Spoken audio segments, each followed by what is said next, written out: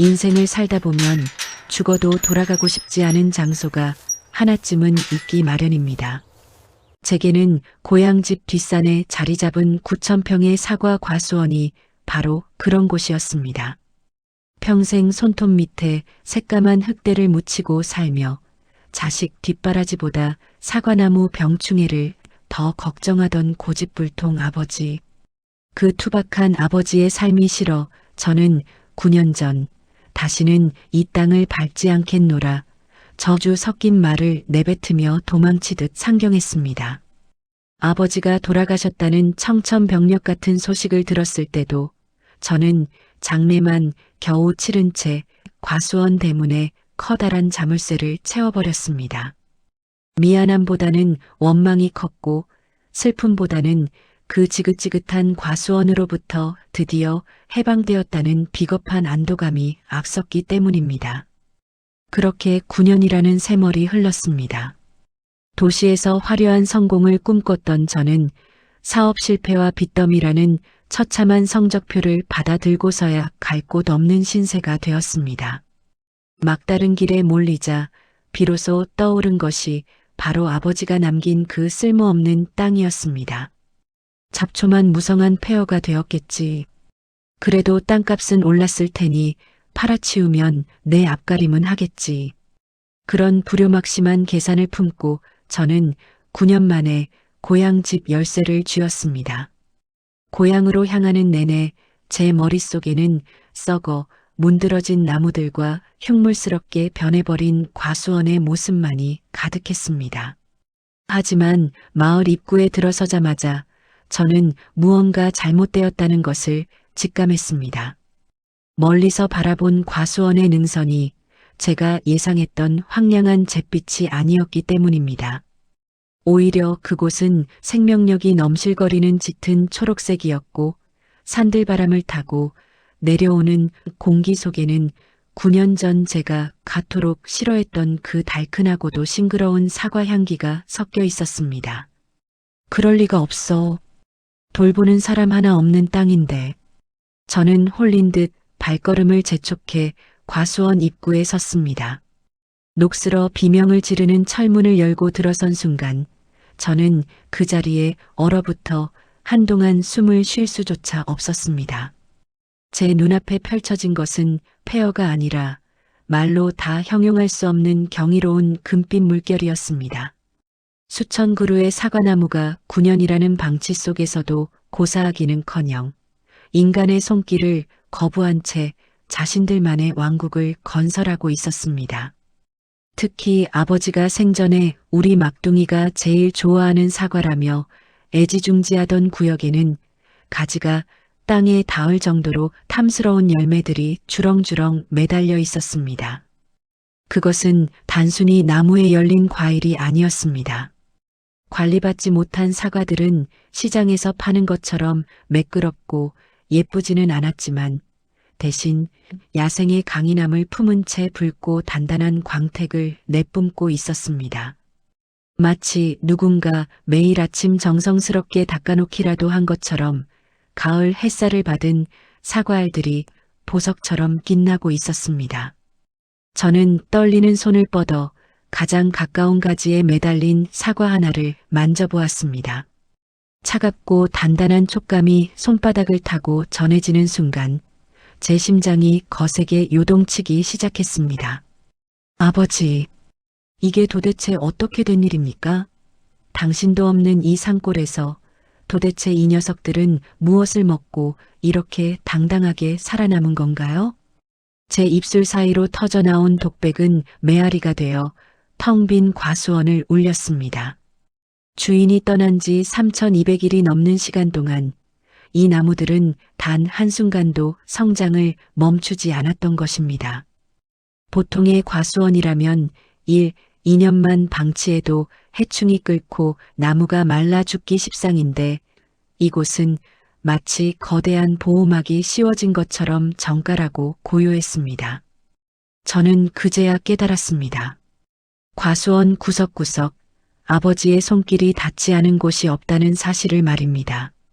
낡은 창고 앞에는 아버지가 생전에 쓰시던 낡은 장화가 마치 금방이라도 주인이 돌아올 것처럼 나란히 놓여 있었고, 나무 밑동마다 아버지가 생전에 묻어두었던 거름 주머니들이 9년의 세월을 견디며 야금야금 나무들에게 생명수를 공급하고 있었습니다. 아버지는 자신이 떠난 뒤에도 홀로 남겨질 나무들을 위해, 아니 언젠가 만신창이가 되어 돌아올 못난 아들을 위해 10년 뒤를 내다보는 생명의 장치를 준비해 두셨던 것입니다. 눈앞이 흐려졌습니다. 사과 향기가 코끝을 찌를수록 9년 전 모질게 아버지를 몰아세웠던 제 자신이 얼마나 작고 초라한 존재였는지 절절히 느껴졌습니다. 이 과수원은 단순히 땅값이 나가는 부동산이 아니었습니다. 그것은 아버지가 평생을 바쳐 쓴 편지였고, 자식을 향한 지독하고도 묵직한 사랑의 증명서였습니다. 제가 아버지를 잊고 살았던 그 모진 세월 동안 아버지는 이 사과나무들의 뿌리를 통해 저를 붙들고 계셨던 것입니다. 못난 놈, 이제야 온 거냐? 어디선가 환청처럼 아버지의 껄끄러운 목소리가 들려오는 것만 같았습니다. 저는 그 화려하고도 슬픈 사과숲 한복판에 주저앉아 아버지가 남긴 노란 유산들을 바라보며 아이처럼 통곡하고 말았습니다. 9년 만에 문을 연 아버지의 과수원. 그곳엔 제가 평생 벌어도 만져보지 못할 거대한 부보다 훨씬 값진 한 남자의 고독한 헌신과 눈물겨운 기다림이 주렁주렁 열려 있었습니다. 오늘 저는 이 숲속에서 제가 그토록 부정하고 싶었던 제 뿌리와 다시 마주하게 되었습니다. 사람의 인연이란 참으로 얄궂습니다. 누군가에게는 평생의 로망인 푸른 과수원이 제게는 평생을 벗어나고 싶은 족쇄와도 같았으니까요. 경북 의성의 척박한 산비탈, 아버지는 그 가파른 땅을 일일이 손으로 일궈 사과나무를 심으셨습니다. 제 유년 시절의 기억은 언제나 눅눅한 흙냄새와 코를 찌르는 농약 냄새, 그리고 새벽 4시면 어김없이 들려오는 아버지의 투박한 장화 소리로 채워져 있었습니다. 동네 친구들이 새 옷을 입고 소풍을 갈 때 저는 아버지의 구멍난 러닝셔츠를 보며 사과 상자를 날라야 했습니다. 제게 과수원은 아름다운 자연이 아니라 우리 가족의 가난을 증명하는 창살 없는 감옥이었습니다. 아버지는 무뚝뚝하기가 바위 같던 분이었습니다. 사과 한 알이 병들면 밤잠을 설쳐가며 나무를 살폈지만 정작 학교에서 돌아온 아들의 얼굴에 묻은 먼지를 닦아주는 법은 없으셨죠. 그저 무거운 침묵 속에서 밥 먹어라 한마디가 전부였던 분. 아버지가 가장 소중히 여기는 것은 자식의 성적표가 아니라 매년 농협에서 받아오는 영농일지와 사과 수확량뿐이라고 믿었습니다. 그럴수록 제 안에서는 도시를 향한 갈망이 독버섯처럼 자라났습니다. 흙먼지 날리는 산골을 벗어나 매끈한 정장을 입고 에어컨 바람 아래서 일하는 서구식 삶만이 저를 구원해줄 유일한 길이라 확신했습니다. 아버지, 나 이번 학기 등록금 내고 남은 돈으로 공무원 시험 준비할게요. 이제 이 지긋지긋한 사과 농사 저한테 시킬 생각 마세요. 전 절대로 이렇게 안 살 겁니다. 20대 중반의 어느 여름날 떼약볕 아래서 소독통을 짊어지고 있던 아버지에게 제가 내뱉은 첫 반항이었습니다. 아버지는 땀범벅이 된 얼굴로 저를 한참이나 바라보셨습니다. 그 눈빛에는 서운함도 분노도 아닌 무어라 형용할 수 없는 깊은 슬픔이 서려 있었습니다. 하지만 아버지는 끝내 아무 말씀도 하지 않으셨습니다. 그저 묵묵히 소독통에 레버를 당기며 다시 나무 사이로 걸어 들어가셨을 뿐입니다. 그 뒷모습을 보며 저는 다짐했습니다. 다시는 이 산자락에 발을 들이지 않겠노라고 말입니다. 그 후로 저는 도망치듯 상경했습니다. 도시의 삶은 치열했지만 흙먼지가 없다는 것만으로도 충분히 만족스러웠습니다. 결혼을 하고 작은 IT 업체를 운영하며 저는 서서히 농부의 아들이라는 꼬리표를 지워갔습니다. 아버지가 명절마다 보내주시는 사과 상자는 뜯어보지도 않은 채 경비실에 나눠주기 일쑤였고 가끔 걸려오는 안부 전화도 바쁘다는 핑계로 1분 만에 끊어버렸습니다. 제게 아버지는 과거의 잔재였고 과수원은 기억하고 싶지 않은 부끄러운 얼룩이었습니다. 하지만 9년 전 그날 제 인생의 모든 설계가 무너져 내리기 시작했습니다. 무리하게 사업을 확장하다가 동업자에게 배신을 당했고 회사는 순식간에 파산 절차를 밟게 되었습니다. 집에는 차압 딱지가 붙었고 매일같이 들이닥치는 채권자들을 피해 도망다니던 제게 고향집 이장님으로부터 한 통의 전화가 걸려왔습니다. 아버지가 과수원 창고에서 쓰러진 채 발견되었다는 소식이었습니다. 병원 영안실에서 마주한 아버지는 제가 기억하던 모습보다 훨씬 더 작고 초라해져 있었습니다.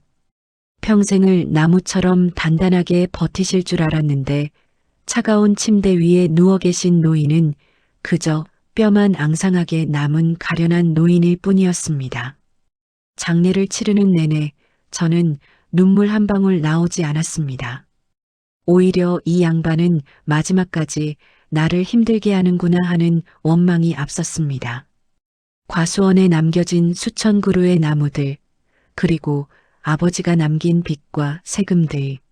저는 장례가 끝나자마자 과수원 정문에 자물쇠를 채웠습니다. 관리할 힘도 마음도 없었기 때문입니다. 여기 이제 내 집 아니에요. 나무가 죽든 말든 내버려 두세요. 저 다시는 여기 안 옵니다. 이웃들의 만류에도 불구하고 저는 그렇게 아버지를 땅에 묻은 그날로 고향을 떠났습니다. 뒤도 돌아보지 않고 멀어지는 차창 밖으로 아버지가 평생을 일군 사과나무들이 바람에 흔들리며 저를 배웅하고 있었습니다. 그때의 저는 알지 못했습니다. 제가 매정하게 잠가버린 그 자물쇠 너머에서 아버지가 남긴 나무들이 어떤 기적을 준비하며 9년의 세월을 견뎌낼지 말입니다. 그저 모든 것을 잊고 싶었습니다. 아버지의 가난도, 흙냄새도, 그리고 마지막 순간까지 제게 전하지 못했던 아버지의 그 무거운 진심까지도 말입니다. 그렇게 9년이라는 긴 암흑의 시간이 시작되었습니다. 아버지가 사라진 과수원에는 주인을 잃은 슬픔 대신 인간의 이해를 뛰어넘는 대자연의 침묵과 아버지의 지독한 유언이 서서히 뿌리를 내리고 있었습니다. 도시의 삶은 달콤한 과실처럼 보이지만 사실 그 속은 벌레 먹은 사과보다 더 치열하고 잔혹했습니다. 아버지를 고향 땅에 묻고 돌아온 저는 마치 복수라도 하듯 과수원의 존재를 머릿속에서 완전히 지워버렸습니다. 하지만 세상은 제 편이 아니었습니다. 믿었던 동업자는 남은 자금마저 챙겨 야반도주했고 제가 일궈온 회사는 무너진 둑처럼 한순간에 휩쓸려 내려갔습니다. 밤이면 천장에서 사과 떨어지는 환청이 들렸고 낮이면 빚쟁이들의 고함이 귀를 찢었습니다. 제 인생은 그렇게 9년이라는 긴 터널 속으로 빨려 들어갔습니다. 내가 버린 아버지가 겪었을 그 외로움보다 더 지독한 고립감이 저를 옥죄어 왔습니다. 그 9년이라는 시간 동안 고향의 과수원은 철저하게 잊힌 땅이 되었습니다. 인간의 발길이 닿지 않는 곳에서 대자연은 기다렸다는 듯 자신의 영역을 넓혀갔습니다. 비바람이 몰아치면 녹슨 자물쇠 위로 담쟁이 넝쿨이 혈관처럼 뻗어나갔고 산짐승들은 인간의 냄새가 사라진 그곳을 자신들의 안식처로 삼았습니다. 돌보는 사람 하나 없으니 사과나무들은 당연히 말라 죽거나 해충의 밥이 되어야 정상이었을 겁니다. 하지만 기이하게도 그 산골짜기에서는 인간의 상식을 비웃는 조용하고도 치열한 사투가 벌어지고 있었습니다. 나무들은 주인의 부재를 온몸으로 받아냈습니다. 걸음 한 줌, 물 한 바가지 주는 이 없었지만 아버지가 생전에 나무 밑동마다 정성껏 묻어두었던 영양분들은 서서히 흙으로 스며들어 나무의 생명줄이 되어 주었습니다. 아버지는 돌아가시기 전 당신이 몸이 아파 더 이상 나무를 돌보지 못할 날이 올 것을 예감하셨던 것일까요? 땅 밑 깊숙이 묻어둔 집단과 천연 비료들은 가뭄이 찾아올 때마다 수분을 머금어 나무들의 갈증을 해소해 주었습니다. 마치 아버지가 보이지 않는 손으로 땅 속에서 나무들의 뿌리를 붙들고 조금만 더 버텨라. 내 아들이 올 때까지 죽지 마라 하며 다독이는 것만 같았습니다. 겨울이 오면 영하 20도의 혹한이 과수원을 덮쳤습니다. 다른 집 과수원들은 동해를 입어 나무들이 쩍쩍 갈라졌지만 아버지가 생전에 나무 밑동에 일일이 감아두었던 낡은 볏짚과 보온 덮개들은 9년의 세월을 너덜너덜하게 견디며 그 모진 추위를 막아냈습니다. 세월의 사가 헤어진 헝겊 조각들은 바람에 나풀거리며 마치 길 잃은 주인을 부르는 깃발처럼 보였습니다. 멧돼지들이 과수원을 헤집으려 할 때마다 아버지가 경계선에 쳐두었던 낡은 철조망과 우연히 얽힌 가시덤불들이 난공불락의 요새가 되어 나무들을 보호했습니다. 도시에서 저는 하루하루가 지옥 같았습니다. 끼니를 걱정하고 방세를 밀리며 소주 한 병으로 시름을 달래던 수많은 밤. 저는 제가 버린 그 과수원 역시 잡초만 무성한 폐허가 되어가고 있을 거라 확신했습니다. 거기 뭐가 남아있겠어. 사과나무는커녕 귀신이나 나오겠지. 자주 섞인 웃음을 내뱉으며 저는 제 뿌리를 부정했습니다. 하지만 제가 절망 속에서 자신을 포기하려 할 때마다 산속의 나무들은 주인이 심어준 생명력을 한 방울씩 짜내며 하늘을 향해 가지를 뻗고 있었습니다. 해마다 봄이 되면 그 누구도 봐주는 이 없었지만 과수원에는 연분홍빛 사과꽃이 구름처럼 피어올랐습니다. 벌과 나비들이 주인을 대신해 수분을 도왔고 여름의 뜨거운 태양은 열매를 키웠습니다. 9년이라는 긴 인내의 시간 동안 나무들은 더 이상 가냘픈 가축이 아니었습니다. 주인의 보호 아래서만 자라던 유약함을 벗어던지고 바위 틈바구니에 뿌리를 박고 억척스럽게 살아남는 야생의 괴물이 되어가고 있었습니다. 아버지가 남긴 나무들은 그렇게 3285일의 밤낮을 견디며 어느 한 불효자가 만신창이가 되어 돌아올 그날을 위해 소리 없는 풍요를 준비하고 있었던 것입니다. 다 끝났어. 이제 갈 곳도 없고 남은 건 그 낡은 산밖에 없네. 아버지가 나를 비웃으시겠지. 실패하고 돌아오는 꼴이 보기 좋다고. 서울의 고시원 방을 빼며 제가 마지막으로 챙긴 것은 9년 전 아버지가 돌아가셨을 때 챙겨두었던 낡은 열쇠 꾸러미였습니다. 녹슬고 묵직한 그 열쇠는 제 실패의 증거이자 제가 도망쳤던 과거로 가는 유일한 통로였습니다. 저는 그 무거운 죄책감을 등에 지고 다시는 돌아가지 않겠다고 맹세했던 그 산골짜기로 향했습니다. 제 발걸음은 도살장에 끌려가는 소처럼 무거웠고 제 가슴은 시커먼 숫덩이가 되어 있었습니다. 하지만 그때까지만 해도 저는 꿈에도 몰랐습니다. 제가 도착할 그곳에 아버지가 9년 동안 제 대신 키워낸 기적이 어떤 모습으로 저를 기다리고 있을지를 말입니다. 인생이라는 배가 난파되어 차가운 바다에 빠지고 나면 사람은 누구나 지푸라기라도 잡고 싶은 심정이 됩니다. 저에게 그 지푸라기는 평생을 경멸하고 밀어냈던 아버지의 유산, 바로 그 낡은 과수원 땅이었습니다. 서울에서의 제 삶은 처참하게 조각났습니다.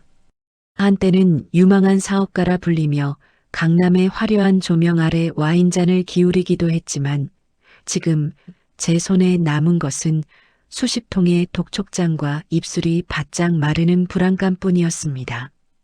월세가 밀린 고시원 방에서 쫓겨나기 직전 저는 서랍 깊숙이 처박아 두었던 먼지 쌓인 서류 뭉치를 꺼냈습니다.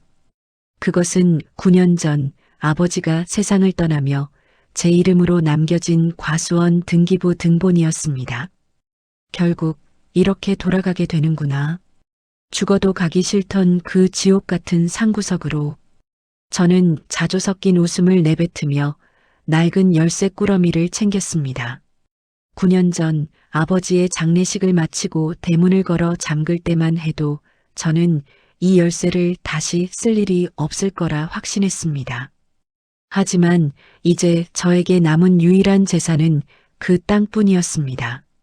부동산 중개업자는 제 전화를 받자마자 쾌재를 불렀습니다. 최근 그 지역 근처에 관광단지가 들어설지도 모른다는 소문이 돌아 관리가 안 된 임야라도 찾는 사람이 있다는 것이었습니다. 저는 그 땅을 당장 팔아치워 빚을 청산하고 다시 도시의 어딘가에 숨어 살 작정이었습니다. 아버지에 대한 그리움이나 나무에 대한 걱정 따위는 조금도 없었습니다. 오직 얼마에 팔 수 있을까 하는 천박한 계산기만 머릿속에서 두드리고 있었죠. 사장님, 거기 9년 동안 사람 손 한 번 안 탄 곳이에요. 나무는 다 죽었을 테니 땅값만 제대로 쳐주세요. 전 건물이고 나무고 다 필요 없으니까 최대한 빨리 처분하고 싶습니다. 중개업자와 약속을 잡고 고향으로 향하는 고속버스 안에서 저는 창밖을 바라보며 쉼없이 담배를 태웠습니다. 터미널에 내려 과수원으로 향하는 택시 안에서도 기사님이 묻는 안부 인사가 가시처럼 목구멍에 걸렸습니다. 아이고, 만식이 아니냐? 그동안 과수원 비워두고 어디 갔었어? 아버지가 정성으로 가꾸던 곳을. 기사님의 걱정 어린 목소리에 저는 대답 대신 창밖으로 고개를 돌렸습니다. 죄책감이 밀려오기도 했지만 그보다는 제 처지가 너무나 비참했기 때문입니다.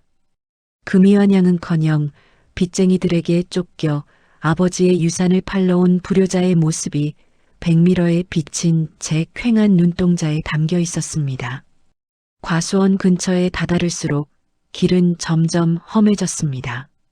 아버지가 계실 때는 늘 말끔하게 치워져 있던 진입로에는 자갈과 흙더미가 쏟아져 내려와 있었고 길가에 핀 이름 모를 잡초들은 제 키만큼 자라 있었습니다. 역시나 폐허가 다 됐군. 저는 속으로 내심 안도했습니다. 차라리 다 죽고 썩어 없어져야 땅을 매각하고 떠나는 제 마음이 덜 무거울 것 같았기 때문입니다. 하지만 차에서 내려 과수원 대문 앞에 섰을 때 저는 묘한 이질감을 느꼈습니다. 분명 9년 동안 방치된 곳이라면 죽음의 냄새가 나야 하는데 코끝을 스치는 공기는 이상하리만큼 달콤하고 싱그러웠습니다. 녹이 슬어 붉게 변한 자물쇠에 열쇠를 꽂고 힘껏 돌렸습니다. 기익하는 비명과 함께 문이 열리자 제 곁에 서 있던 부동산 중개업자가 어이쿠 하며 뒷걸음질을 쳤습니다. 제 눈앞에 펼쳐진 것은 제가 상상했던 황폐한 사막이 아니었습니다. 그것은 마치 시간이 멈춘 채 고이 간직된 혹은 인간이 없는 사이 스스로 진화해버린 거대한 숲이었습니다. 무성한 풀들 사이로 아버지가 생전에 가꾸던 사과나무들이 서로의 어깨를 기댄 채 거대한 터널을 이루고 있었고 발밑에는 떨어진 낙엽들이 푹신한 양단 융단처럼 깔려 있었습니다. 저는 떨리는 발걸음으로 과수원 안쪽으로 걸어 들어갔습니다. 9년 전 아버지를 원망하며 내뱉었던 제 독설들이 숲속의 정적 속에 박혀 있는 것만 같았습니다. 아버지, 나왔어요. 당신이 그렇게 애지중지하던 이 나무들, 오늘 제가 다 팔아버리러 왔어요. 차마 입 밖으로 내뱉지 못한 말이 가슴속에 맺혔습니다. 하지만 제가 한 걸음씩 내디딜 때마다 나무들은 바람에 몸을 흔들며 제게 무언가 말을 건네는 듯 했습니다. 그것은 환영도 미스터리도 아니었습니다. 주인이 버린 3000일의 시간 동안 아버지가 남긴 사랑의 흔적들이 어떻게 생명을 지탱해 왔는지 보여주는 서글픈 증거들이 하나둘씩 제 시야에 들어오기 시작했습니다. 부동산 중개업자와 함께 발을 들인 과수원의 내부는 밖에서 보던 것보다 훨씬 더 기이하고 압도적이었습니다. 제 기억 속의 과수원은 늘 아버지가 기계로 풀을 베고 약을 치고 전정가위로 가지를 쳐서 반듯하게 정리된 일터였습니다. 하지만 9년 만에 다시 마주한 그곳은 더 이상 인간의 질서가 지배하는 곳이 아니었습니다. 무릎까지 올라오는 이름 모를 들풀들이 비단처럼 산비탈을 덮고 있었고 가지들은 제멋대로 뻗어나가 서로의 허리를 감싸 안고 있었습니다. 그런데 이상했습니다. 관리가 안 된 나무들은 대개 해충에 파먹혀 고사하거나 비틀리기 마련인데 이 나무들은 마치 누군가 매일 밤 몰래 들어와 닦아놓기라도 한 듯 잎사귀마다 건강한 윤기가 흐르고 있었습니다. 중개업자는 연신 감탄사를 내뱉으며 스마트폰 카메라를 들이댔습니다. 이보세요, 만식 씨. 이게 정말 9년 동안 내버려둔 땅 맞습니까? 보통 이 정도 세월이면 나무들이 다 죽어서 장작더미가 되어야 하는데 이건 무슨 원시림처럼 생생하네요. 그의 말대로였습니다. 과수원 바닥을 자세히 들여다보니 더욱 놀라운 광경이 펼쳐졌습니다. 아버지가 생전에 파두었던 배수로 위로 커다란 바위들이 굴러떨어져 물길을 막았을 법도 한데 기이하게도 물길은 자연스럽게 우회하여 나무들의 뿌리 깊숙한 곳으로 흐르고 있었습니다. 마치 자연이 스스로 아버지가 가꾸던 지도를 기억하고 있는 것 같았습니다. 만식 씨, 저기 좀 보세요. 저 나무 밑동에 감긴 거. 저거 아버님이 생전에 해두신 거죠? 저게 아직도 안 썩고 저러고 있네. 그가 가리킨 곳을 보니 9년의 비바람에 헤어지고 빛바랜 보온 덮개들이 나무마다 단단히 여며져 있었습니다. 놀라운 것은 그 덮개 위로 칡넝쿨들이 촘촘하게 덮여 마치 천연 요새처럼 나무의 몸통을 보호하고 있었다는 사실입니다. 칡넝쿨이 나무를 감으면 보통 말라 죽는다고들 하지만 이곳의 넝쿨들은 이상하게도 나무의 숨통을 조이는 대신 한겨울의 칼바람을 막아주는 외투 역할을 하고 있었습니다. 아버지가 생전에 나무도 마음이 있어서 제 몸 아껴주는 건 귀신같이 안다고 하시던 말씀이 귓가를 스쳤습니다. 우리는 과수원 안쪽 아버지가 가장 아끼던 홍로 품종이 심어진 비탈로 향했습니다. 그곳에서 저는 전율을 느꼈습니다.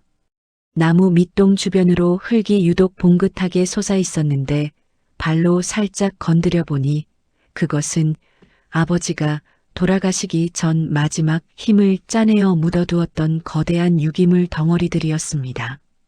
아버지는 당신의 기력이 다해가는 것을 알고 계셨던 겁니다. 본인이 없어도 나무들이 스스로 먹고 살 수 있도록 수년 동안 서서히 분해되며 영양분을 내뿜는 특수 거름들을 땅속 깊이 아주 깊이 파묻어 두셨던 것이죠.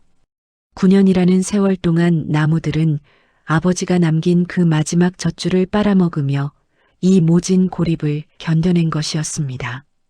이때 과수원 경계 너머에서 저희를 지켜보던 동네 노인 한 분이 지팡이를 짚고 다가왔습니다. 아버님과 형님 동생하며 지내시던 김영감님이었습니다. 노인은 9년 만에 나타난 저를 보고는 반가움보다 먼저 깊은 한숨을 내쉬었습니다. 만식이 너 이제야 온 거냐? 내 애비가 죽기 전날까지 저 자물쇠를 만지작거리며 무슨 말을 했는지 내가 알기나 해? 노인의 목소리는 파르르 떨리고 있었습니다. 이 사람아, 자네 아버지가 돌아가시기 전 며칠 동안 잠도 안 자고 저 산을 헤맸어. 멧돼지 못 들어오게 철망을 새로 치고 비료 포대를 수십 개씩 짊어지고 올라갔단 말이야. 사람들이 몸도 안 좋은데 왜 그러냐고 물으면 그 양반이 그랬어. 우리 아들이 언젠가 다시 올 텐데 그때 나무들이 다 죽어 있으면 그놈이 얼마나 속상하겠느냐고. 그놈이 올 때까지만이라도 이 녀석들이 버텨줘야 한다고 말이야. 노인의 증언은 날카로운 송곳이 되어 제 가슴을 쑤셔댔습니다. 저는 9년 동안 아버지를 잊으려 애썼고 이 땅을 저주받은 폐허라 생각하며 팔아치울 궁리만 했습니다. 그런데 아버지는 돌아가시는 순간까지도 당신의 죽음 이유를 걱정하신 게 아니었습니다. 오직 당신을 버리고 떠난 자식이 실패하고 돌아왔을 때 기댈 언덕 하나라도 남아있기를 바라는 마음으로 이 거대한 생명의 요새를 준비하셨던 겁니다. 과수원 곳곳에서 느껴지던 그 기이한 생명력은 신비로운 현상이 아니었습니다. 그것은 죽음을 앞둔 한 아버지의 처절하고도 숭고한 집념이 빚어낸 눈물겨운 사투의 결과였습니다. 하늘을 가릴 정도로 무성해진 나뭇잎 사이로 부서지는 햇살이 제 얼굴을 비췄습니다. 9년 전 제가 매정하게 뿌리치고 떠났던 아버지의 거친 손등이 바람에 흔들리는 잎사귀가 되어 제 뺨을 스치는 것 같았습니다. 부동산 중개업자는 땅값을 계산하며 연신 싱글벙글하고 있었지만 제 발걸음은 점점 더 무거워져만 갔습니다. 과수원 깊숙한 곳에서 들려오는 새소리와 바람소리가 마치 아버지가 제게 건네는 마지막 인사처럼 들려왔기 때문입니다. 만식아, 밥은 먹었니? 그 평범하고도 묵직한 한마디가 숲 전체를 감싸 안고 있었습니다. 부동산 중개업자의 흥정소리가 멀게만 느껴질 정도로 저는 홀린 듯 과수원 가장 깊숙한 골짜기인 안터를 향해 걸음을 옮겼습니다. 그곳은 아버지가 생전에 여기는 땅의 기운이 다르니 내가 부르기 전엔 절대 들어오지 말라고 신신당부하시던 비탈진 구역이었습니다. 어린 시절 그곳은 제게 금단의 구역이었고 아버지가 유독 비밀스럽게 무언가를 심고 가꾸던 수수께끼 같은 장소였습니다. 9년이라는 세월이 흘러 잡목과 덩굴이 얽혀 길조차 사라졌을 거라 생각했지만 기이하게도 안터로 향하는 오솔길은 짐승들이 오간 흔적인지 아니면 바람이 닦아놓은 길인지 묘하게 열려 있었습니다. 가파른 능선을 하나 넘어 안터 분지에 올라선 순간 저는 입을 벌린 채 그 자리에 주저앉고 말았습니다. 제 눈앞에 펼쳐진 것은 인간이 만든 과수원이 아니었습니다. 그것은 마치 하늘에서 떨어진 붉은 보석들이 나무마다 알알이 박혀 있는 듯한 초현실적인 아름다움을 간직한 사과의 신전이었습니다. 9년 동안 사람의 전정가위 한 번 닿지 않은 나무들은 위로 솟구치는 대신 옆으로 넓게 팔을 벌려 서로의 가지를 지탱하고 있었고 그 가지마다 믿을 수 없을 정도로 크고 단단한 사과들이 주렁주렁 매달려 산 전체를 붉은 빛으로 물들이고 있었습니다. 시장 가판대에서 흔히 보던 반짝이는 왁스를 칠한 듯한 매끄러운 사과가 아니었습니다. 9년의 비바람을 온몸으로 받아낸 사과들은 겉면이 거칠고 투박했지만 마치 잘 익은 석류처럼 속에서부터 터져나오는 강렬한 생명력의 빛깔을 띠고 있었습니다.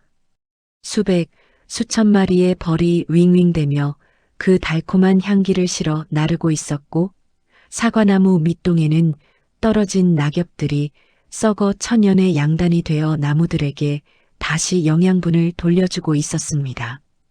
9년이라는 방치된 시간은 이들을 죽음으로 몰아넣은 것이 아니라 인간의 통제를 벗어나 가장 완벽한 야생의 결실을 맺게 한 것입니다. 세상에, 만식 씨, 저게 다 뭡니까? 이 높은 산꼭대기에 이런 게 있었다고요? 저 사과들 좀 보세요. 이건 일반 사과가 아니라 무슨 약재 같아요. 향기 좀 봐. 세상에 이런 향기가 날 수 있나? 중개업자는 미친 사람처럼 나무 사이를 뛰어다니며 사과 하나를 따려 손을 뻗었습니다. 하지만 저는 본능적으로 그의 손을 가로막았습니다. 왠지 모를 경외심 때문이었습니다.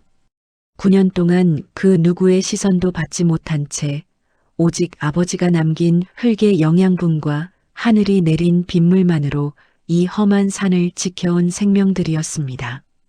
자세히 보니 나무들 사이사이에 아버지가 생전에 설치해둔 낡은 라디오 하나가 녹슬어 나무 뿌리에 파묻혀 있었습니다.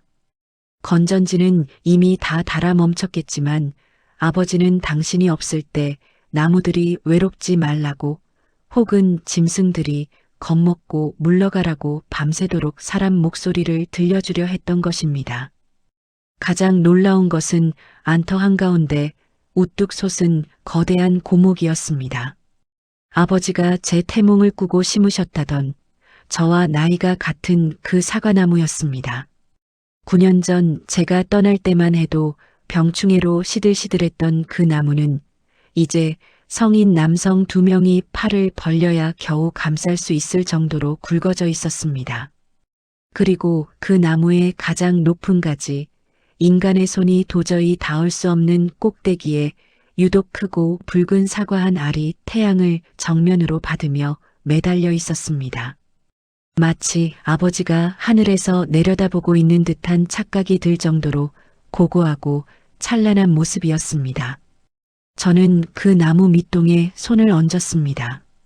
거친 나무 껍질의 촉감은 돌아가신 아버지의 갈라진 손등과 너무나도 닮아 있었습니다. 그 순간 바람이 숲을 훑고 지나가며 수만 장의 나뭇잎들이 일제히 몸을 비볐습니다.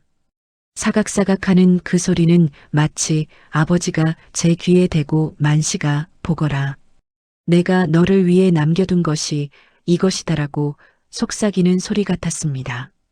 9년 동안 저는 아버지를 잊고 살았지만 아버지는 이 깊은 골짜기 안터에서 당신의 분신과도 같은 나무들을 통해 저를 기다리고 계셨던 겁니다. 부동산 중개업자는 벌써 계산기를 두드리고 있었습니다. 이거 당장 수확해서 프리미엄 사과로 팔면 땅값보다 더 나오겠는데요? 아니, 이 사과나무들을 통째로 조경수로 팔아도 대박이겠어. 그의 목소리가 들릴수록 제 가슴 한구석은 차갑게 식어갔습니다. 제 눈앞에 있는 것은 돈으로 환산할 수 있는 상품이 아니었습니다. 그것은 9년의 세월을 견뎌낸 아버지의 지독한 사랑이었고 주인이 돌아오기만을 기다리며 제 살을 깎아 열매를 맺은 나무들의 눈물겨운 헌신이었습니다. 경악스러운 광경 뒤에 숨겨진 진실이 제 목을 조여오는 것만 같았습니다. 상식적으로 도저히 설명되지 않는 광경이었습니다. 아무리 야생의 생명력이 강하다 한들 인간의 손길로 개량된 과수원.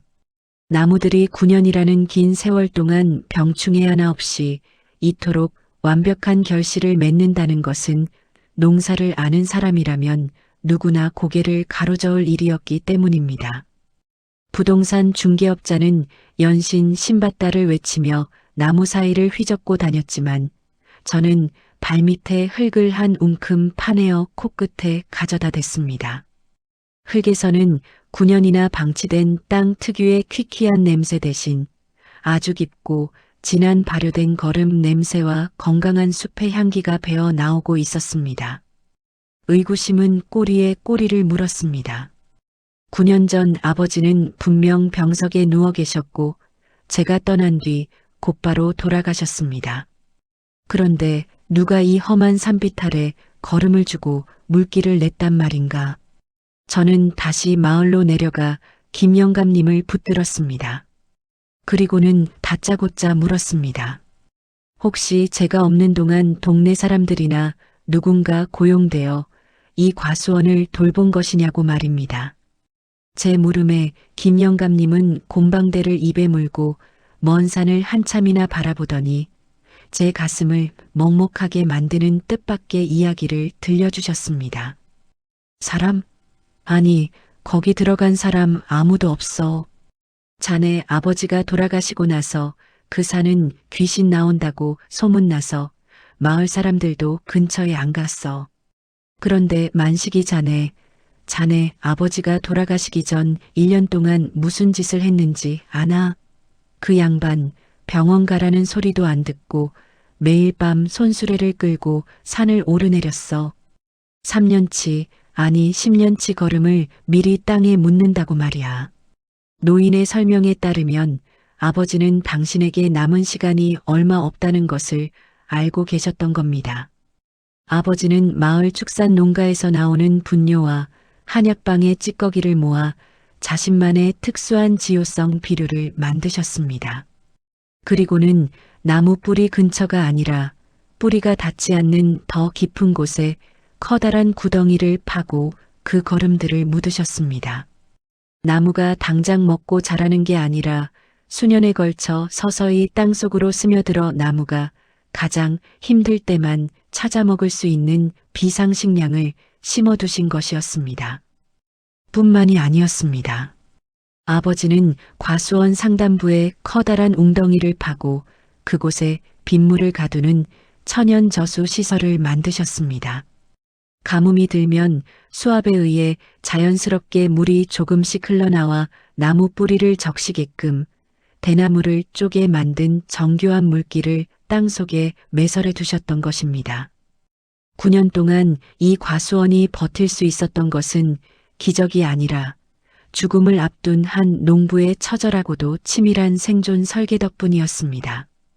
아버지는 왜 그렇게까지 하신 거예요? 그냥 다 베어버리고 팔아버리라고 하시지. 왜 당신 몸 하나 안 돌보고 이 지옥 같은 일을 혼자 다 하신 거냐고요.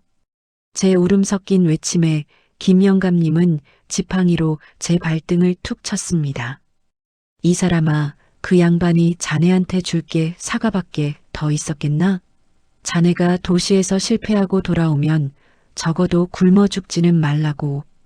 그리고 이 나무들이 살아있어야 자네가 다시 일어설 용기를 얻을 거라고 믿으신 게지. 자네 아버지는 자네가 올 걸 알고 있었던 거야. 9년이 걸릴지 10년이 걸릴지 모르지만 반드시 돌아올 거라는 걸 말이야. 저는 그 자리에 주저앉아 흙을 움켜쥐었습니다.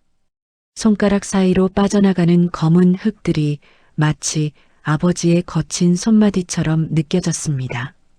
아버지는 9년 전 제가 내뱉은 모진 말들을 다 듣고서도 저를 원망하는 대신 제 인생의 흉년을 대비하고 계셨던 겁니다. 자식은 부모를 잊고 9년을 살았지만 부모는 죽어서도 땅속에 남아 자식의 앞날을 지탱하고 있었습니다. 과수원의 사과들이 저토록 붉게 익은 것은 태양 덕분이 아니었습니다. 그것은 9년 동안 땅속에서 썩어 문드러지며 나무를 키워낸 아버지의 뼈와 살 그리고 눈물 덕분이었습니다. 중개업자는 이제 이 땅의 가치가 몇 배는 뛸 거라며 서류를 내밀었습니다.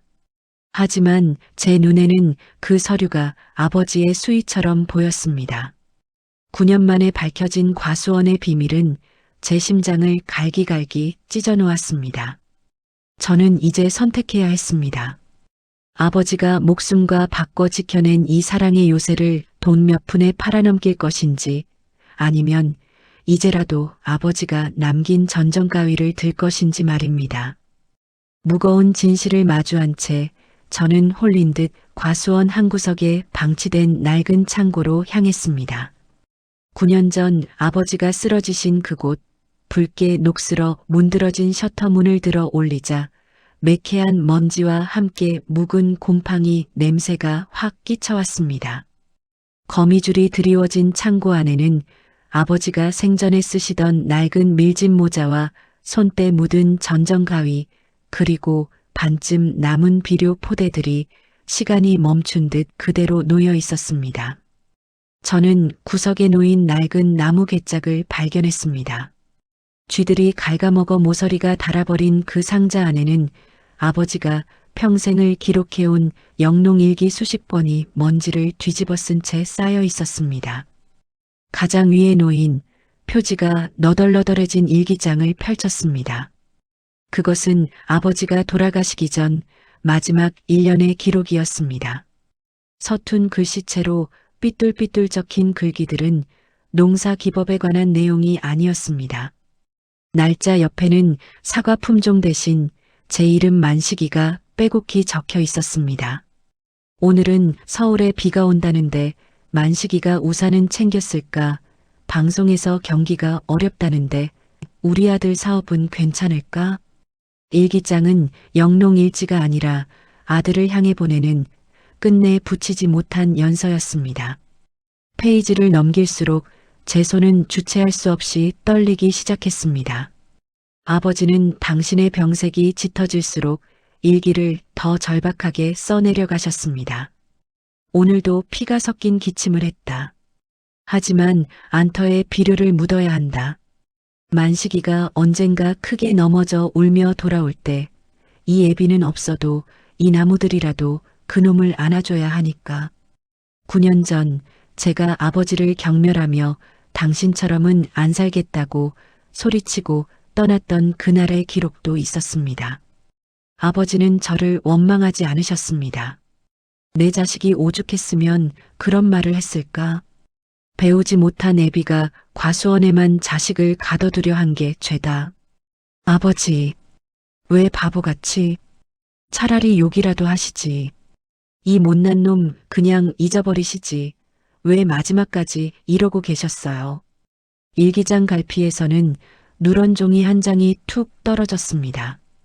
그것은 30년도 더 된 제가 초등학교 시절 사과나무 아래서 아버지를 그렸던 삐뚤삐뚤한 크레파스 그림이었습니다. 아버지는 제가 기억조차 못하던 그 보잘것없는 그림을 평생 일기장 속에 품고 사셨던 겁니다. 그림 뒷면에는 힘없는 필체로 이렇게 적혀 있었습니다. 만시가 사과는 흉년이 들어도 다음 해를 기다리면 다시 열리지만 부모 마음은 자식이 돌아올 때까지만 살아있는 거란다. 내가 이 글을 읽을 때쯤이면 이 과수원에 사과가 가득하겠지. 그건 다 내 것이다.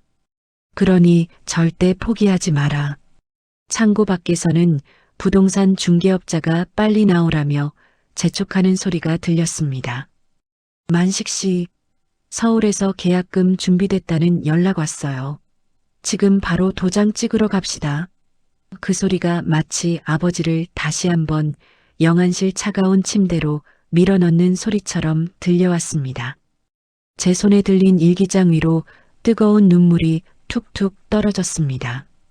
9년 동안 저는 아버지가 저를 가뒀다고 생각했지만 사실 저를 세상의 모진 풍파로부터 지켜주고 있었던 것은 아버지가 평생 일궈온 그 척박한 과수원이었습니다. 아버지는 나무를 키운 것이 아니었습니다. 당신의 몸을 썩혀 거름으로 만들고 당신의 눈물을 모아 물기를 내며 오직 실패한 자식이 돌아와 다시 일어설 수 있는 마지막 디딤돌을 9년에 걸쳐 빚어대고 계셨던 것입니다. 일기장 마지막 장에는 날짜도 없이 딱 한 문장만이 적혀 있었습니다. 사과는 주인의 발소리를 듣고 자라는 게 아니라 주인의 진심을 먹고 자란다. 저는 일기장을 가슴에 꼭 껴안고 바닥에 엎드려 통곡했습니다. 9년 전 닫아 걸었던 마음의 자물쇠가 그제야 완전히 부서져 내리는 순간이었습니다. 눈물로 얼룩진 일기장을 한 장 한 장 넘기던 저는 마지막 뒷장 표지 사이에 두툼하게 덧대어진 가죽 주머니 하나를 발견했습니다. 조심스레 봉인을 뜯어내자 그 안에서는 낡은 통장 몇 건과 함께 빛바랜 토지 수용 확인서, 그리고 아버지가 생전에 아끼시던 인감도장이 쏟아져 나왔습니다. 단순히 땅을 지키고 나무를 살려낸 것만이 아니었습니다. 일기장 구석에 적힌 숫자의 의미를 해독해 내려가던 저는 그만 숨이 멎는 듯한 충격에 휩싸였습니다. 아버지는 9년 전 당신의 병이 깊어지던 그 순간에도 아들의 사업이 위태롭다는 것을 직감하고 계셨던 겁니다. 일기장 속에는 제가 도시에서 무리하게 사업을 확장하던 시기의 신문 스크랩들이 빼곡히 붙어 있었습니다. 아버지는 문맹이나 다름없는 처지였음에도 불구하고 아들이 하는 사업의 동향을 살피기 위해 돋보기를 쓰고 매일같이 경제면을 읽으셨던 모양입니다. 우리 아들 하는 일이 모니터 속에 글자를 파는 일이라는데 그게 흉년이 들면 사과보다 무섭게 무너지는 법이다. 아버지는 9년 전부터 이미 아들의 실패를 예견하고 당신의 목숨과도 같은 과수원의 절반을 희생해 아들을 위한 경제적 안전장치를 마련해 두셨습니다. 통장에는 9년 동안 한 푼도 인출되지 않은 거액의 예금이 들어 있었습니다. 아버지가 허리 한번 제대로 펴지 못하고 사과를 팔아 모은 돈, 그리고 과수원 부지 일부가 도로로 편입될 때 받은 보상금을 아버지는 당신의 약값으로 단 한 푼도 쓰지 않고 고스란히 묶어두셨던 겁니다. 이 돈은 만식이가 바닥을 쳤을 때 다시 신발끈을 묶을 미천이다. 내가 죽고 나면 이 돈을 찾을 수 있게 일기장 뒤에 숨겨둔다. 아버지, 당신은 대체 어디까지 보고 계셨던 거예요? 나는 당신을 무시하고 당신의 삶을 부끄러워하며 도망쳤는데 당신은 어떻게 그 지옥 같은 통증을 참으면서 내 뒷모습만 보고 계셨던 거냐고요. 더욱 경악스러운 반전은 과수원 안터의 고목 아래에 있었습니다. 일기장에는 가장 큰 나무 아래 내가 너를 위해 묻어둔 또 하나의 씨앗이 있다는 구절이 적혀 있었습니다. 저는 홀린 듯 창고에서 삽을 들고 나와 안터의 고목으로 달려갔습니다. 부동산 중개업자가 계약서 써야 한다니까 왜 땅을 파고 있냐며 소리를 질렀지만 제 귀에는 아무것도 들리지 않았습니다. 미친 듯이 흙을 파헤친 지 1시간쯤 지났을 때 삽 끝에 둔탁한 괴짝 하나가 걸렸습니다. 그 괴짝 안에는 아버지가 평생 수집해온 희귀 사과 품종들의 종자와 그 종자들을 야생화시켜 병충해에 강하게 개량해낸 아버지만의 비법서가 들어 있었습니다. 세상은 변해도 먹는 것의 본질은 변하지 않는다. 만약 내가 돈이 필요해 이 땅을 팔더라도 이 종자만큼은 내 손으로 직접 키워보거라. 이것이 내가 세상에 다시 내놓을 내 이름의 사과다.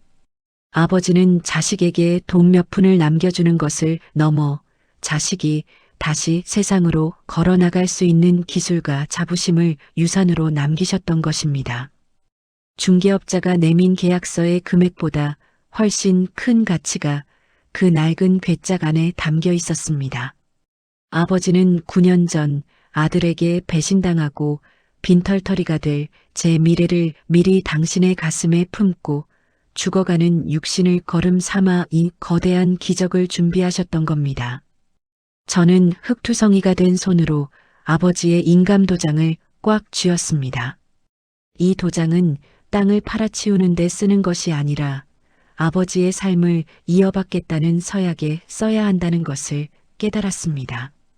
9년 만에 밝혀진 진실은 제 오만했던 인생관을 완전히 뒤흔들어 놓았습니다. 모든 진실이 해일처럼 밀려와 제 가슴을 덮쳤습니다. 9년 전 병든 아버지를 차가운 방에 홀로 남겨두고 다시는 이 지긋지긋한 곳에 발을 들이지 않겠다며 대문을 박차고 나갔던 제 비겁한 뒷모습이 선명하게 떠올랐습니다. 아버지는 그 모진 말들을 가슴에 받고서도 당신의 남은 숨을 몰아쉬며 이 거대한 숲을 일구셨습니다.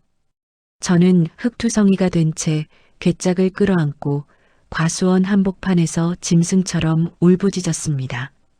그것은 단순히 슬픔의 울음이 아니었습니다. 평생을 자식이라는 이름으로 부모의 고열을 빨아먹고도 고마움은커녕 그 투박함을 부끄러워했던 제 뒤틀린 욕망에 대한 처절한 고백이었고 9년이라는 세월 동안 단 한 번도 아버지의 안부를 궁금해하지 않았던 제 무심함에 대한 참회였습니다. 제가 도시의 화려한 조명 아래서 실패의 쓴잔을 마시며 세상이 나를 버렸다고 원망할 때 아버지는 땅속에 누워서도 저를 위해 이토록 붉고 탐스러운 희망을 키워내고 계셨습니다. 아버지, 내가 잘못했어요. 내가 다 잘못했어요. 이까짓 사과가 뭐라고, 이까짓 땅이 뭐라고 당신 목숨이랑 바꾼 거예요? 나는 그것도 모르고 당신을 미워하기만 했는데. 제 통곡 소리가 고요한 과수원을 흔들었습니다. 부동산 중개업자는 당황한 기색으로 제 곁을 맴돌며 만식 씨, 진정해요. 돈 생기면 다 해결되는 거 아닙니까? 자, 여기 도장 찍고 이제 서울 가서 새 인생 살면 돼요라며 제 등을 두드렸습니다. 하지만 그의 목소리는 제 귀에 닿지 않았습니다. 제 손에 쥐어진 아버지의 낡은 인감도장이 마치 불에 달군 인화처럼 제 손바닥을 지지는 것 같았습니다. 이 도장으로 땅을 팔아치우는 순간 저는 아버지의 9년이라는 세월을 영영 지워버리는 가해자가 될 것만 같았습니다. 그때였습니다. 갑자기 불어온 가을바람이 과수원 전체를 훑고 지나가며 수만 송이의 나뭇잎들이 일제히 몸을 흔들었습니다. 사각사각 스르르. 그 소리는 마치 아버지가 생전에 제 등을 어루만지며 내쉬던 거친 숨소리와 너무나 닮아 있었습니다. 울음에 지쳐 고개를 든 제 눈앞에 아버지가 저와 함께 심었던 그 고목의 가지가 바람에 실려 낮게 내려앉았습니다. 탐스럽게 익은 사과 한 알이 제 뺨을 부드럽게 스쳤습니다. 그것은 마치 괜찮다, 만식아. 다 괜찮다. 이제야 돌아왔으니 되었다라고 말하는 아버지의 따뜻한 손길처럼 느껴졌습니다. 저는 무릎을 꿇은 채 사과나무 기둥을 두 팔로 꼭 껴안았습니다. 거친 나무 껍질의 감촉이 마치 아버지의 굳은 살 박인 손마디처럼 제 가슴을 파고들었습니다. 나무는 주인의 발소리를 듣고 자란다는 말은 틀렸습니다. 이 나무들은 주인의 눈물을 먹고 자랐으며 자식을 향한 부모의 지독한 일념을 양분 삼아 9년의 어둠을 견뎌낸 것이었습니다. 저는 나무의 얼굴목을 묶고 한참을 더 울었습니다. 차가운 흙바닥에 흐른 제 눈물이 아버지의 비료가 묻힌 땅속으로 스며들어 비로소 9년 만에 아버지와 제가 하나로 이어지는 기분이 들었습니다.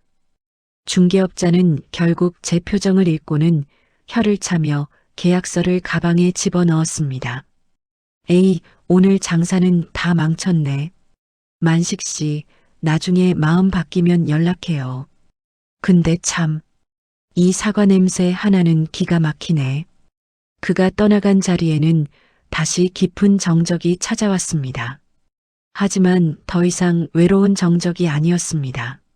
수천 그루의 나무가 내뿜는 생명의 열기와 아버지가 남긴 사랑의 향기가 제 온몸을 감싸 안고 있었습니다. 저는 9년 만에 처음으로 서울의 그 어떤 고급 침대에서도 느껴보지 못한 깊은 평온함을 느꼈습니다. 부동산 중개인이 떠나고 난 뒤 과수원에는 붉게 타오르는 저녁 노을이 내려앉았습니다. 9년 만에 맞이하는 고향의 해걸음은 말할 수 없이 고요하고 장엄했습니다. 저는 아버지의 낡은 일기장을 무릎에 올리고 아버지가 가장 좋아하시던 평상 바위에 걸터 앉았습니다. 이제야 비로소 보였습니다. 아버지는 이 바위에 앉아 저 멀리 굽이치는 산맥을 바라보며 홀로 남겨진 자신과 더 외롭게 살아가고 있을 아들의 안부를 묻곤 하셨을 겁니다.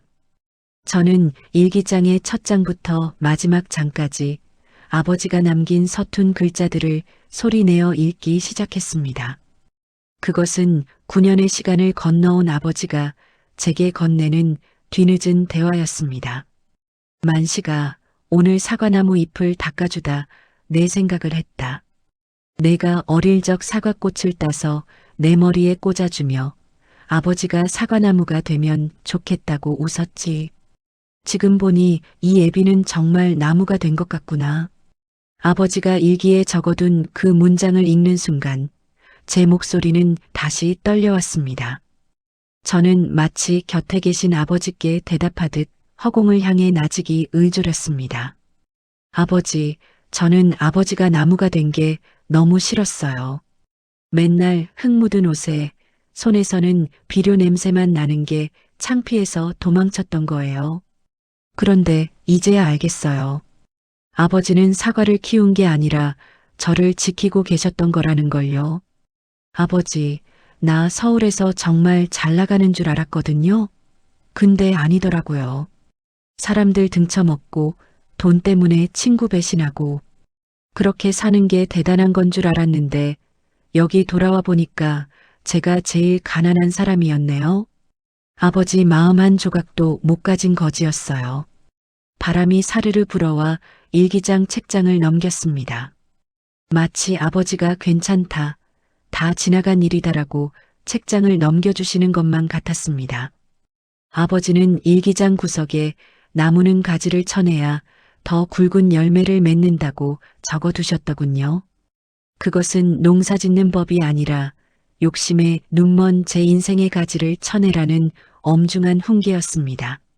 저는 일기장을 덮고 눈을 감았습니다.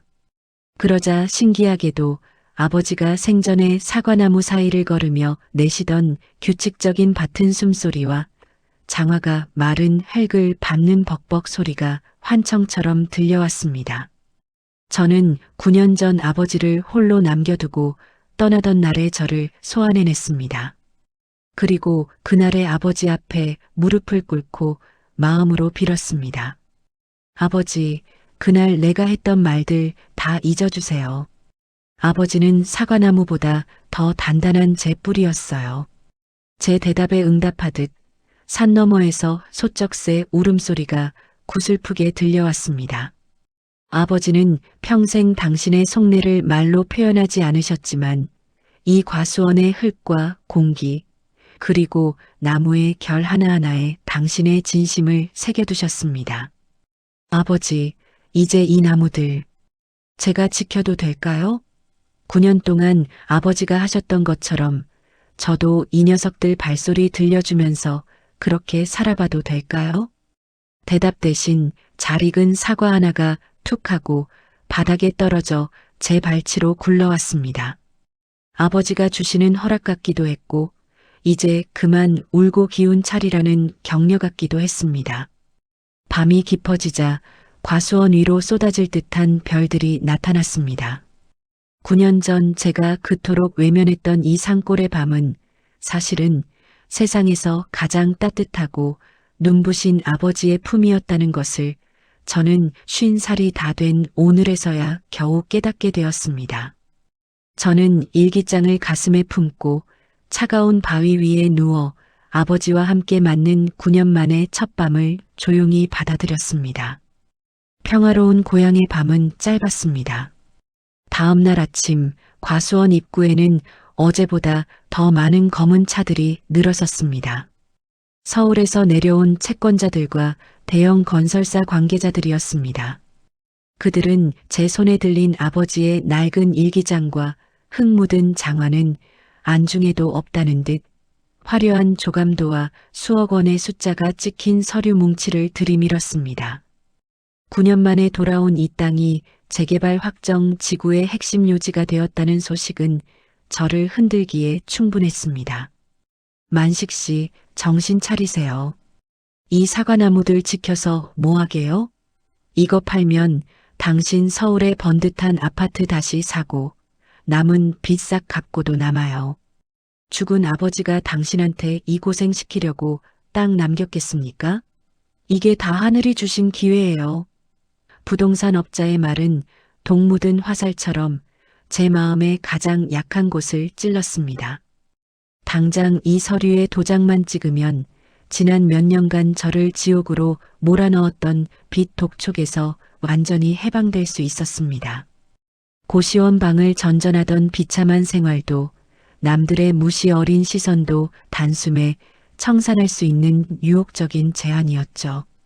만식아, 너 우리 돈 떼먹고 도망 다닌 게 몇 년이냐? 이 땅 팔아서 우리 돈 갚고 너도 사람답게 살아야지. 이 나무 쪼가리들이 밥 먹여주냐? 당장 도장 찍어. 채권자들의 고함과 업자들의 회유 속에서 저는 갈등했습니다. 한쪽에는 화려한 도시의 재기와 안락한 미래가 있었고, 다른 한쪽에는 흙냄새 나는 아버지의 유산과 9년의 세월을 버텨온 사과나무들이 있었습니다. 제 손에 든 인감도장이 바르르 떨렸습니다. 솔직히 흔들렸습니다. 아버지가 마련해 주신 이 돈과 땅으로 다시 도시로 나가 성공하는 것이 진짜 효도가 아닐까? 하는 비겁한 변명이 머릿속을 스쳤습니다. 하지만 그 순간 제 시야에 들어온 것이 있었습니다. 어제 제가 파헤쳤던 고목 아래의 흙더미였습니다. 그곳에는 아버지가 묻어두신 낡은 괴짝과 아버지만의 사과 비법서가 흙에 덮인 채 놓여 있었습니다. 그리고 바람이 불자 9년 동안 제 발소리를 기다려온 수천 그루의 나무들이 일제히 몸을 뒤척이며 거친 소리를 냈습니다. 그것은 비명이었습니다. 우리들의 목숨을, 아버지의 일생을 돈 몇 푼에 팔아넘기지 말라는 나무들의 절규처럼 들렸습니다. 잠깐만요. 다들 조용히 하세요. 이 땅, 그리고 이 나무들. 당신들이 생각하는 그런 상품이 아니에요. 제 목소리는 낮았지만 단호했습니다. 업자들은 기가 찬다는 듯 비웃었습니다. 아니, 만식 씨, 지금 이 금액이 장난 같아요? 이 사과나무들 다 밀어버리고 여기 골프장 들어오면 돈이 쏟아진다고요. 그들의 입에서 밀어버린다는 말이 나오는 순간 제 가슴 속에서 뜨거운 무언가 치밀어 올랐습니다. 아버지가 9년 동안 당신의 뼈를 깎아 거름을 주고 물기를 내며 지켜온 이 생명의 숲을 고작 골프장 잔디 아래 묻어버릴 수는 없었습니다. 부동산 업자가 억지로 제 손을 잡아 도장을 찍으려던 찰나 저는 서류를 낚아채 갈기갈기 찢어버렸습니다. 흩날리는 종이 조각들이 마치 낙화하는 사과 꽃잎처럼 과수원 바닥에 흩어졌습니다. 나가세요. 당장 제 땅에서 나가라고요. 제 외침에 놀란 사람들이 주춤거리며 뒤로 물러났습니다. 저는 깨달았습니다. 제가 지금 지켜야 할 것은 제 안위가 아니라 3,000일이 넘는 시간 동안 아버지가 이 척박한 비탈에 새겨놓은 사랑의 지도였다는 것을 말입니다. 저는 빚쟁이들의 욕설과 업자들의 비아냥을 뒤로하고 대문을 굳게 걸어 잠갔습니다. 9년 전에는 도망치기 위해 잠갔던 문을 이제는 지키기 위해 잠근 것이었습니다. 검은 차들이 뿜어내는 먼지가 가라앉고 과수원에 다시 정적이 찾아왔습니다. 수억 원의 기회를 발로 걷어찬 대가는 혹독했습니다. 핸드폰은 빚쟁이들의 독촉 전화로 불이 났고 도시에서의 화려한 삶은 이제 영원히 불가능해 보였습니다. 하지만 이상하게도 마음만은 그 어느 때보다 가벼웠습니다. 저는 창고 깊숙한 곳에서 아버지가 생전에 입으시던 소매가 다해진 낡은 작업복을 꺼내 입었습니다. 정장 바지를 벗어 던지고 흙먼지 묻은 작업복으로 갈아입는 순간 비로소 제가 제 자리를 찾았다는 전율이 일었습니다. 아버지가 쓰시던 전정가위는 오랫동안 방치되어 녹이 슬어 있었습니다. 저는 숫돌에 물을 뿌려가며 정성껏 가위를 갈았습니다. 슥슥 소리를 내며 날이 서가는 가위를 보며 제 마음속에 낀 허영과 탐욕의 녹도 함께 닦여나가는 기분이 들었습니다. 가위날이 서늘한 빛을 내뿜기 시작했을 때 저는 아버지가 가장 아끼시던 홍로 나무 앞에 섰습니다. 9년 동안 제멋대로 자라 서로의 햇빛을 가로막고 있는 가지들. 이제는 제가 이들의 숨통을 틔워줘야 할 차례였습니다. 아버지, 저 이제 시작해요. 많이 늦었죠? 가위질 서툴러서 나무 아프게 해도 조금만 참아달라고 전해주세요. 아버지 하셨던 것처럼 저도 이제 이 녀석들 발소리 들려주며 살게요. 첫 가위질은 쉽지 않았습니다.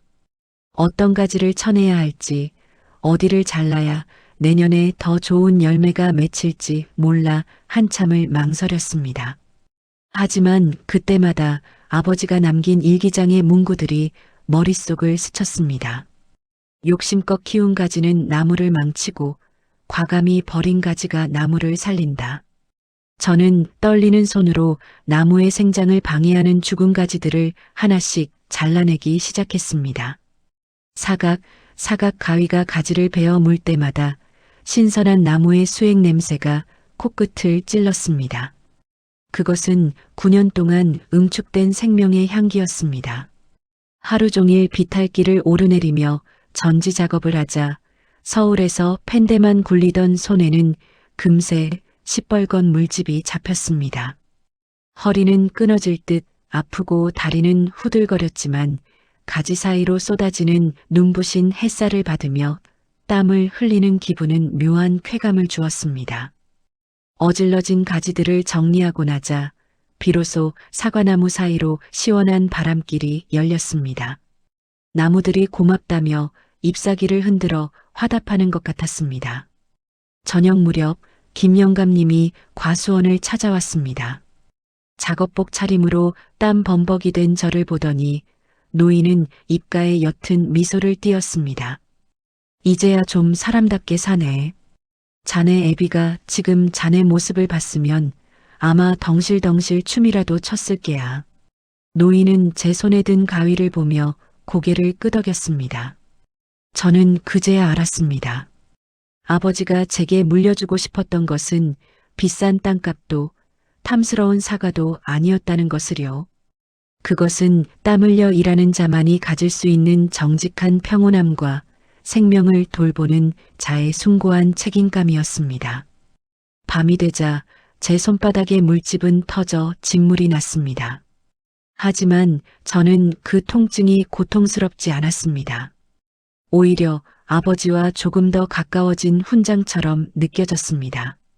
9년 전 도망치듯 떠났던 이 과수원은 이제 저를 가두는 감옥이 아니라 저를 다시 태어나게 하는 거대한 요람이 되어가고 있었습니다.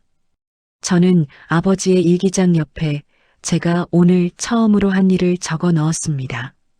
202X년 가을 첫 전지 작업. 아버지가 남긴 나무들이 비로소 숨을 쉬기 시작했다. 계절은 정직했습니다.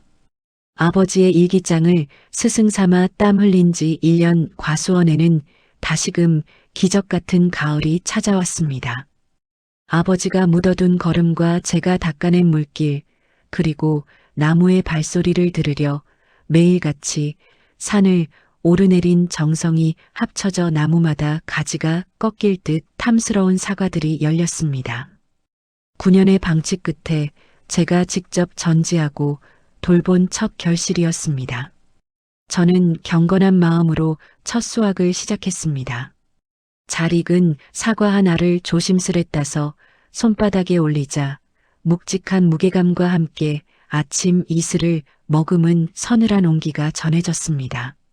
저는 그 길로 가장 크고 붉은 사과 세 알을 챙겨 과수원이 내려다 보이는 양지 바른 언덕, 아버지의 묘소로 향했습니다.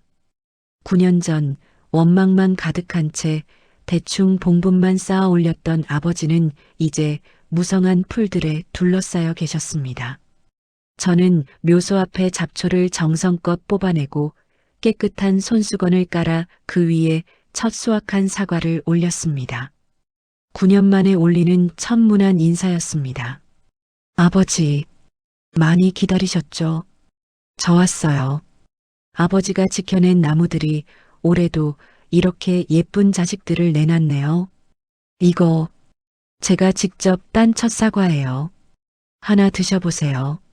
아버지 손맛만큼은 안 되겠지만 그래도 저 제법 열심히 키웠거든요. 저는 사과 하나를 깎아 한 조각을 무덤가에 놓고 남은 한 조각을 입에 넣었습니다. 아삭하고 껍질이 터지는 소리와 함께 입안 가득 진한 과즙이 퍼졌습니다. 그것은 단순히 달콤한 맛이 아니었습니다. 9년의 모진 비바람을 견뎌낸 강인함과 땅속 깊은 곳에서 아버지가 보내온 눈물겨운 사랑의 맛이었습니다. 사과 조각을 씹을수록 목구멍이 뜨거워졌습니다. 설탕물처럼 달기만 했던 도시의 과일과는 차원이 다른 가슴을 저미는 진한 여운이 남는 맛이었습니다. 문득 9년 전 아버지가 병상에서 건네주려던 사과 한 알을 귀찮다며 뿌리쳤던 제 모습이 떠올라 사과를 삼키지 못하고 한참을 울었습니다. 바보 같은 놈. 이 귀한 걸 아버지는 혼자 드시지도 못하고 놔주려고 그 고생을 하셨는데 묘소 너머로 보이는 과수원은 오후의 햇살을 받아 황금빛으로 물들고 있었습니다. 그제야 보였습니다. 아버지는 돌아가신 게 아니라 저 수천 그루의 나무가 되어 매일 아침 저를 지켜보고 계셨다는 것을요. 아버지, 저 이제 안 도망가요. 빚쟁이들이 와서 난리를 쳐도 사람들이 손가락질해도 여기서 아버지 나무들 지키며 살 거예요. 저한테 남겨주신 이 사과가 세상에서 제일 비싼 유산이라는 거 이제야 알았거든요. 묘비 주변을 훑고 지나가는 바람이 제 젖은 뺨을 부드럽게 닦아주었습니다. 마치 아버지가 제 머리를 쓰다듬으며 잘했다, 만식아. 그거면 됐다라고 대답해 주시는 것만 같았습니다. 평생을 흙을 부끄러워하며 살았던 아들은 아버지가 남긴 사과 한 알에 담긴 우주보다 깊은 사랑을 깨닫고 나서야 비로소 진짜 어른이 되었습니다. 저는 아버지 묘소 앞에 엎드려 큰 절을 올렸습니다. 9년의 불효를 씻어내는 세상에서 가장 긴 절이었습니다. 산 아래에서 들려오는 개울물 소리와 나뭇잎 부딪히는 소리가 마치 아버지의 껄껄거리는 웃음소리처럼 정겹게 들려오는 수학의 오후였습니다. 그로부터 다시 몇 번의 계절이 과수원을 지나갔습니다. 이제 제 손은 아버지를 닮아 마디가 굵어지고 손톱 밑에는 지워지지 않는 훈장 같은 흙대가 깊게 박혔습니다. 아버지가 남기신 희귀 품종과 야생의 생명력을 결합한 만식의 사과는 입소문을 타고 전국으로 퍼져나갔습니다. 사람들은 그 사과를 맛보며 어떻게 이렇게 깊고 진한 향이 나느냐고 묻곤 합니다. 그럴 때마다 저는 빙긋이 웃으며 과수원 언덕에 있는 아버지의 묘소를 바라봅니다. 이 사과의 맛은 제 기술이 아니라 9년의 어둠 속에서도 자식을 기다렸던 한 남자의 지독한 사랑이 빚어낸 결실임을 저만은 알고 있기 때문입니다. 어느덧 훌쩍 커버린 제 아들이 방학을 맞아 과수원을 찾아왔습니다. 도시에 세련된 옷차림을 한 아들은 처음엔 흙먼지 날리는 이곳을 낯설어 했습니다. 저는 아들을 데리고 아버지가 제 태몽을 꾸고 심으셨다던 그 거대한 고목 아래로 향했습니다. 그리고 아버지가 제게 그러셨던 것처럼 잘 익은 사과 한 알을 따서 아들의 손에 쥐어주었습니다. 아들아, 이 사과 한 알에 뭐가 들어있는 것 같니? 단순히 달콤한 과육뿐일까? 이 안에는 내 할아버지가 9년 동안 너와 나를 위해 빌었던 기도가 들어있단다. 나무는 주인의 발소리를 듣고 자라지만 주인의 진심을 먹고 결실을 맺는단다. 너도 살다가 세상에 지치고 사람이 무서워질 때면 언제든 이 나무 아래로 오렴. 여기 내 할아버지와 이 아버지가 너를 위한 숲을 지키고 있을 테니까. 사과를 베어 문 아들의 눈이 휘둥그레집니다. 그 아이도 느꼈겠지요. 혀끝에서 전해지는 이 뭉클한 감동이 무엇인지를 말입니다. 저는 이제 더 이상 도시의 화려한 불빛을 그리워하지 않습니다. 매일 아침 안개 낀 과수원을 걸으며 나무들의 안부를 묻고 해 저물 무렵 아버지의 일기장에 오늘의 기록을 남기는 살. 그것이 제가 찾은 진정한 풍요이자 성공이었습니다. 아버지가 평생을 바쳐 일군 이 9,000평의 땅은 이제 단순한 과수원이 아닙니다. 누군가에게는 실패한 인생의 막다른 길이었지만 제게는 다시 일어설 용기를 준 구원의 숲이었습니다. 아버지는 돌아가셨지만 수천 그루의 나무가 되어 매년 붉은 열매로 제게 말씀하십니다. 애비는 여기 있다. 그러니 겁내지 말고 너의 길을 가거라. 바람이 불어와 사과나무 잎사귀들이 일제히 몸을 흔듭니다. 그 소리는 마치 수천 명의 아버지가 동시에 손뼉을 치며 저를 응원하는 소리처럼 들립니다. 저는 아들의 어깨를 감싸 안고 노을 지는 과수원 길을 천천히 걸어 내려옵니다. 제 뒤로 9년의 침묵을 깨고 다시 피어난 아버지의 정원이 세상에서 가장 따뜻하고 붉은 배웅을 해주고 있었습니다. 오늘 준비한 사연은 여기까지였습니다. 앞으로도 여러분들의 나날에 희망이 될 이야기들로 찾아뵐 수 있도록 구독과 좋아요를 부탁드려요. 여러분들의 오늘과 내일을 늘 응원합니다. 감사합니다.